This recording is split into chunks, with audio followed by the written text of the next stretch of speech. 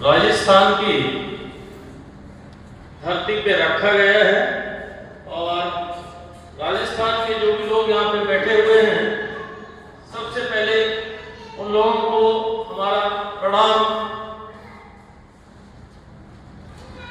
ये वो सूरवीरों की धरती है जिस धरती पे अलग अलग प्रांत से जो भी लोग आए हुए हैं,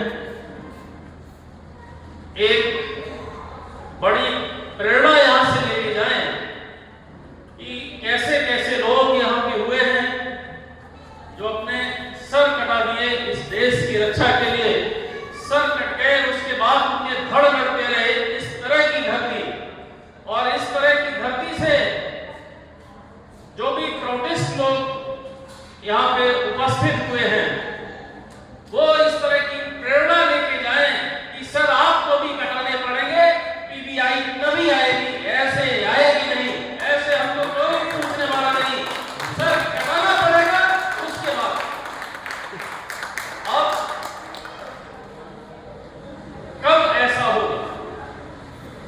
ये कार्यक्रम जो यहाँ पे हो रहा है, राष्ट्रीय अधिवेशन का कार्यक्रम हो रहा है, तो हमारे सबसे पहले हमारे जो राष्ट्रीय संयोजक आचार्य संतोषन नंद जी हैं, इनके बारे में तो क्या कहा जाए।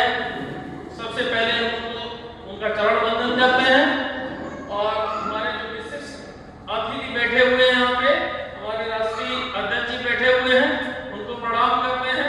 बाकी के और भी लोग कुछ अलग अलग संगठन से यहाँ पे इकट्ठे हुए हैं।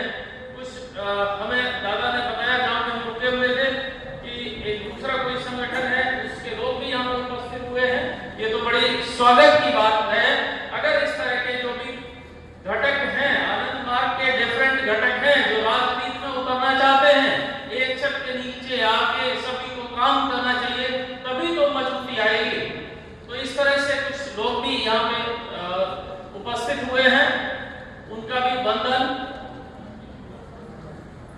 अब जो भी पीबीआई का जो भी उद्देश्य है, जो भी कार्यक्रम लेके चले हुए हैं, सभी लोगों को अपना अपना रोल इसमें अदा करना पड़ेगा। सभी लोग कहीं न कहीं किसी पेशे से जुड़े हुए हैं और बात नहीं किया जाती है कि हमारे पास टाइम नहीं है।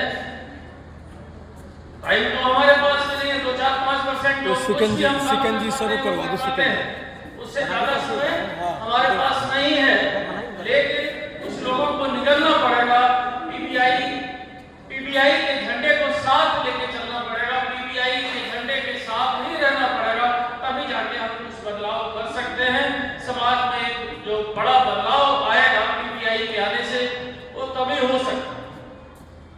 अब इसमें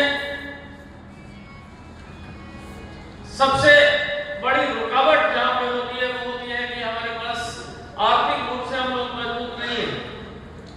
ये एक पॉलिटिकल पार्टी है, पॉलिटिकल पार्टी के पास फंड होना चाहिए। कार्यक्रम तो तभी चलेंगे जब पैसा होगा, पैसा नहीं होता है तो हमारे सारे कार्यक्रम रुक जाते। तो पैसा कैसे आएगा? सरकार की कुछ व्यवस्थाएं इस तरह से बनाई गई हैं कि पॉलिटिकल पार्टी है, उसको कोई चंदा देता है, उस पर टैक्स नहीं लगता है। इस तरह की कुछ व्यवस्थाएं हैं। और जो भी फाइनेंस को डील करते हैं, फाइनेंस के जो एक्सपर्ट हैं, उनसे जाके हमें कहीं भी बात करनी पड़ेगी कि हमारी पार्टी में अगर कोई चंदा देना भी चाहता है तो उस चंदा को लेने से करो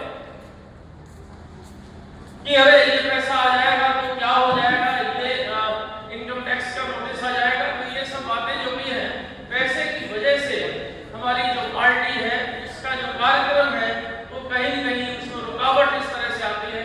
तो इस तरह के कुछ फाइनेंशियल एडवाइजर हमारे पास होने चाहिए जो कहीं न कहीं से इस तरह से पार्टी के कार्यक्रम को आगे बढ़ाने के लिए धन की व्यवस्था करें। और इस कार्यक्रम में हम लोग भी लगे हुए हैं, कुछ इस तरह से कुछ करना चाहते हैं। आगे जब कुछ इस तरह का कार्यक्रम होगा तो उसके बारे में इस तरह की मन से घोषणा की जाएगी कि कुछ फंड हम लोग कहीं से लेके इस तरह से आए। और बाकी का हमारे दादाजी जैसा हमको आदेश देंगे, समय समय पे इस तरह का काम हम लोग करेंगे। 2027 में उत्तर प्रदेश में चुनाव है और हमको फंड की सख्त जरूरत है।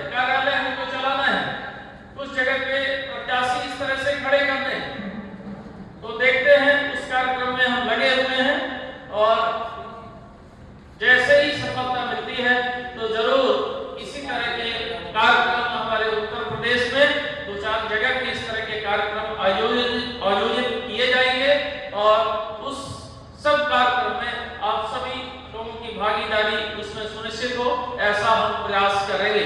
थैंक यू, धन्यवाद।